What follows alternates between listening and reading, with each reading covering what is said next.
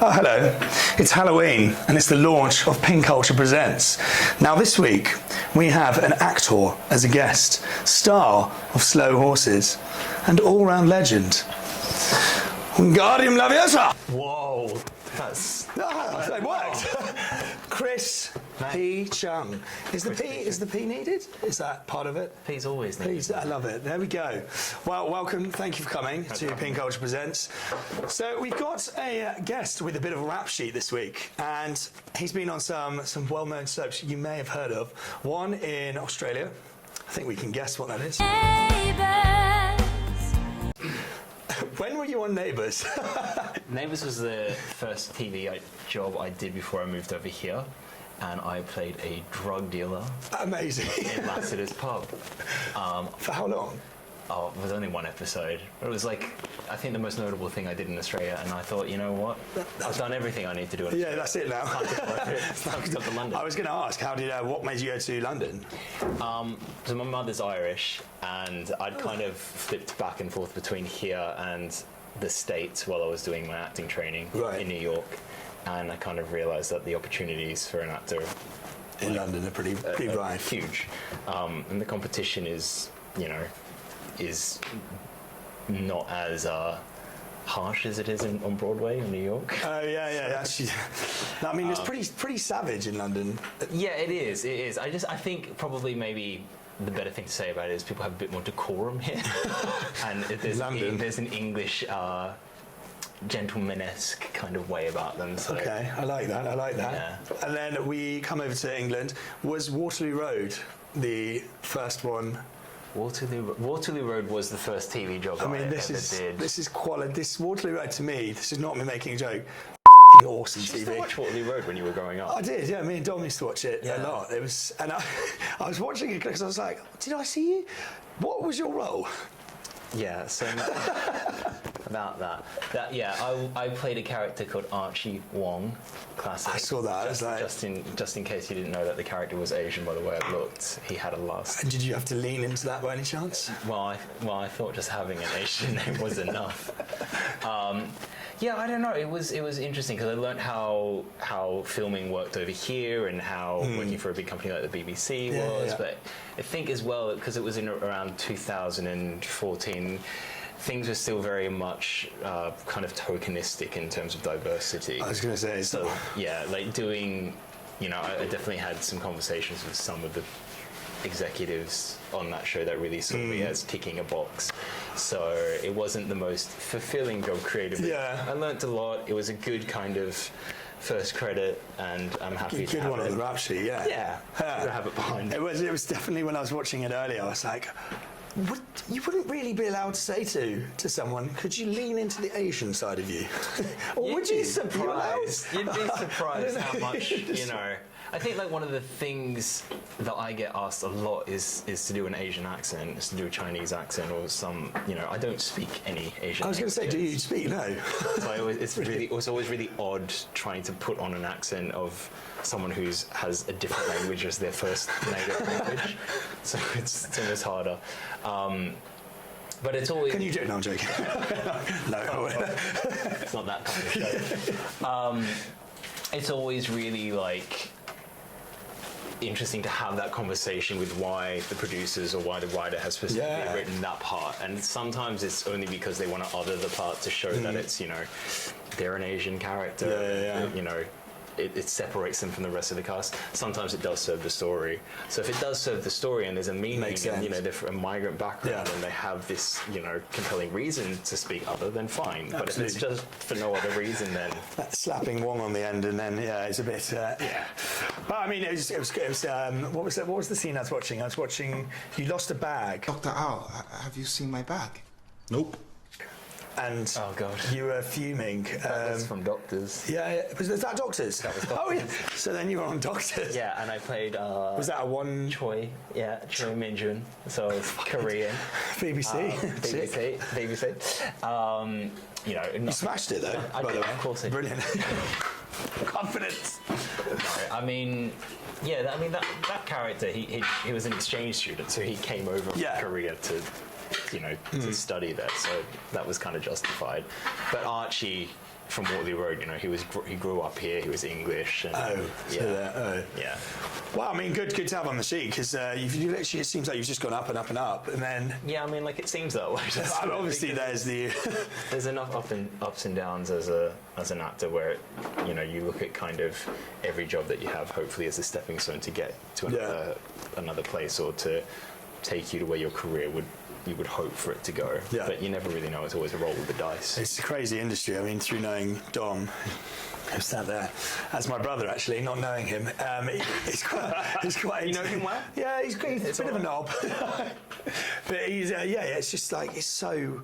You either have everything or you're like, well, what now? Yeah, I mean, like, I've always lived in anxiety that like the job that you're doing at that time is the last job you'll ever do. So I can currently work as a personal trainer. So it kind of gives rig on this guy. 50%. Shut up. 50% of my brain is like on acting, and then the other 50% is on something that's completely outside of the world of. It's completely performing. Flipped. It's like, So when did you move into? Because how many musicals? I know you've done Heathers. I've only done like 2 musicals. The first musical I did was Here Lies Love at the National Theatre, and it was a production that came over from the Public Theatre in New York. Right. And they brought the whole creative team. They built it here, it was the most incredible show. It was a disco. It was a 90-minute performance in the round, and it was about Imelda Marcos, who was the first lady of the Philippines, and she spent basically all of the money of the Filipino people on incredible palaces and shoes and all kinds of stuff. Wow. So it's basically her story, written to the music of Fatboy Slim and David Byrne from the Talking Heads. Oh, really? Yeah. Fatboy, he's all-time legend, really. All-time legend. He's amazing. Absolutely. That must be cool. So I guess the music was it? The music was incredible. His style? I mean, so they did a concept album first, and like Florence and the Machine sung on it, and it was I think Cyndi Lauper did something. It was incredible. CR, and that's where I met my wife. Frances. I was going to say you met her on on the job. On the job. Well, yeah, on the job. It's on the job. Edit. Don't worry, I've got you, bro. Yeah, don't do it. That's where I met my wife, Frances, and we just kind of grew together, I guess, and like she's off doing incredible things, and I'm still in London. I mean, I'm a humble guy. Fun stuff. Well, I mean, so moving on to Heathers, that's where you met one of our previous guests, Dominic Anderson, and also That's where my life changed. It was when my life changed dramatically. You can't see right now, but Dom's on the other side of the camera. There he is. Oh, Speak to us, Dom. Speak to us, Dom. Hearts, all the hearts. And Paul Taylor Mills, Taylor Mills. He was also on the show. We love Paul Taylor Mills. Paul Taylor Mills. It's like a positive affirmation for Paul Taylor Mills. We love you, Paul. Speak to us, Paul. What's he saying? But so I mean, Heathers seemed like quite a fun musical to work on. Yeah. I'm kind of throwing you under the bus. This might be an edited one. An edited part, mate. That was really good. It was. Heathers did change my life. Oh, really? Okay. Yeah, 100%. Because at that point in time, I had been auditioning for so many musicals, like Hamilton and Les Mis, all of these big things. I never really wanted to go into something that someone else had already done. Or originated. Right. I know that Heathers had been done previously, like in New York, but not the way that we did it. We kind of rebuilt the show. Yeah, it was a wicked show. It was a lot of hard work. A lot of what you see now in the performances that they still do is because of the things that me and Dom made up on the spot. I was going to say, because watching it, I didn't know you at the time, but it was basically just Dom. Yeah. Being Dom. Yeah. No.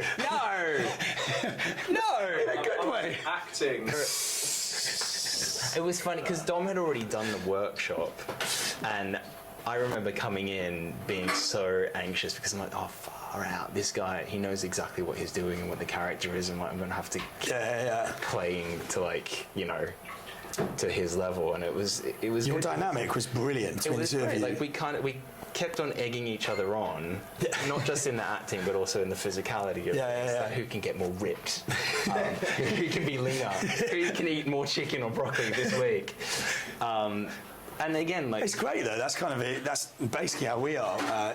It does make you get in phenomenal shape, improve. yeah, So having someone to bounce off of that, I've never had that like that's in awesome. my life from a mate or Yeah. you know, I have a brother, but he's way older than me, so it was Right. genuinely like having a brother. bro, love that. Yeah. Love that. Absolutely love that. You're very lucky. Very lucky. You can have him. We'll have to get rid of you. But yeah, I mean, it was a wicked show, and yeah, you two just cracked. I was laughing. I just keep an eye on you two because you were always doing weird stuff. I'm pretty certain wasn't in the script, but it did keep you laughing. Keep away, like, you know, keep yourself entertained throughout, like, you know. So whenever you do long-running contracts, it's really easy to kind of get sucked into, like, okay, I got to do another show tonight. Sometimes and two a day, right? Sometimes Yeah. 2 a day. And finding the things that are new for you, that keep it exciting, Yeah. keep it alive, you know, it was a blessing to have someone else that can Love do that. that. You can do that with. Naturally. And we'd come in some days and be like, oh, Dom, I'm not feeling it today. He's like, all right, come on, I got you. And Four then vice scoops of versa. pre-workout. Yeah, four scoops. Yeah, cried. There was a lot of tears. So many tears. That's awesome. Part of the next segment to this, there is a reason we're here, which I will get onto later, and a theme in that is video games.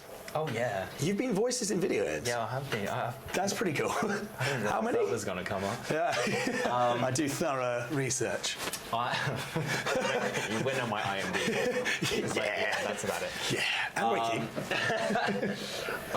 Yeah, I've done quite a few video games. So sometimes it's like you never really know what the game is because you sign so many NDAs about them, and then you go in and they don't even send you the script until you're there, Right. And then you have to make up voices for like random characters. So you did multiple ones? Yeah, Oh, yeah. sick. Love that. It's better when you get like just one part, but then that's months of recording. So I think the first video game I ever did was a war game, and Yeah. I had to do like a lot of like battle cries and literally screaming in a booth for like 3 hours. I'm not Could you gonna do do it. Not today. I have to warm up. You know? Damn it. Actors interest. You know. We'll get you when we've had a few potions. Yeah. But that's really cool. It's great fun. It is. You know, at the moment I'm doing like 3 at the moment, but I don't know what any of them are. You know, I know what the characters are and what I'm doing, but I don't know what the game is called. Have you played any of the games? No, they show me like. They look awesome. Yeah. They look cool games. Yeah, they're good games, but every now and then you'll get one that's like a mobile phone game that's an app, and you're like, I'm gonna play this Great. game. Yeah. What about Dom was showing me a clip of you where I think you sent it to him. You did something. Was it for CBeebies or something? A young. Oh yeah. So it was an animation. It was. It was wicked. You nailed Don't it. blame me. Blame my brain. That That's amazing! And He's the brain guy. was- brain guy. Tom like runs in. He's like, "Look, it's Chris." It's so funny. Yeah. So. I love it. My finest work. My God. Now we get to your finest work. I don't know why I brought a wand out, but you are in something that is awesome. Apple TV Slow Horses. Yeah. But Yeah. like, what a cool. I mean, I've just started watching. I won't lie, but I've seen clips of you. You are basically me. You are the tech nerd. Yeah, I am you. I am you. With a, Better looking one. I don't know. The haircut that I have in that show is Yeah, it's questionable. it's Dom's haircut when he was a kid. It is. It's more greasy though. That's so. Am I actually? I'm going to let you describe it. So, what is the basis? What's it about? So Slow Horses is set in a punishment unit of MI5.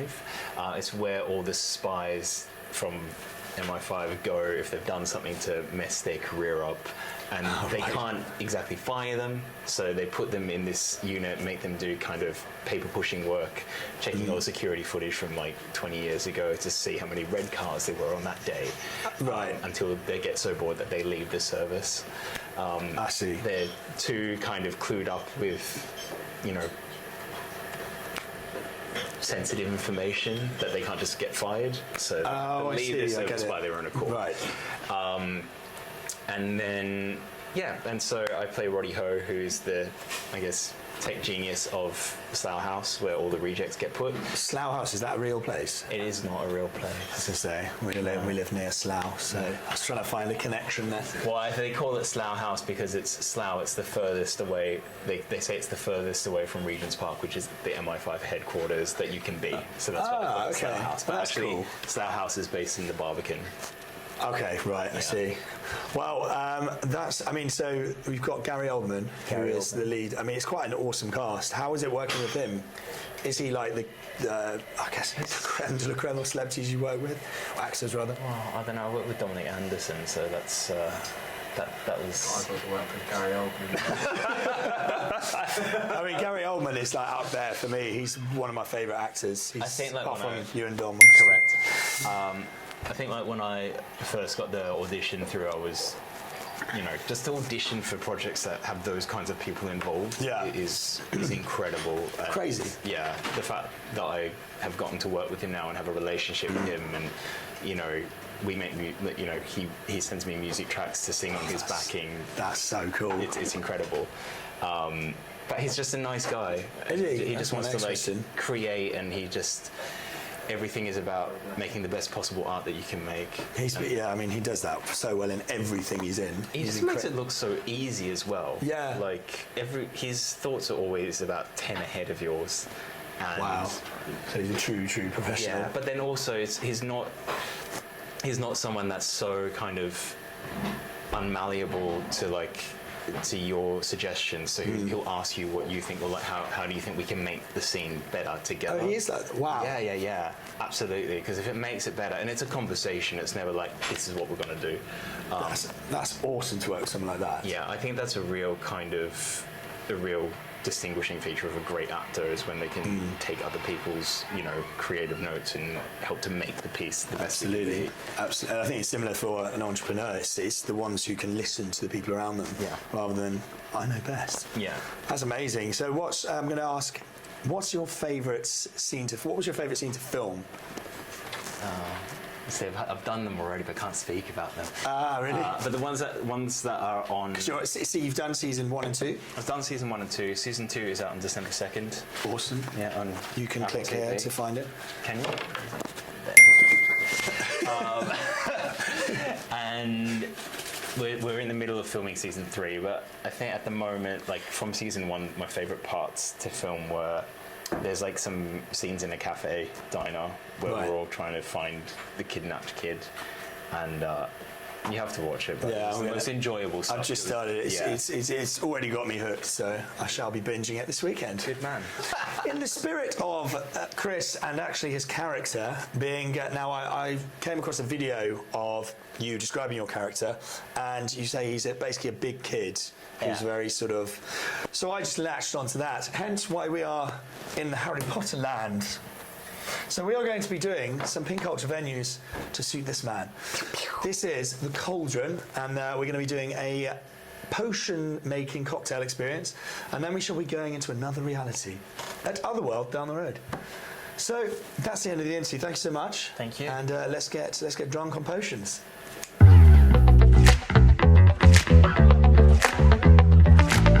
Be a wizard now, but he was also on Men's Health. Oh, thank God. I was on.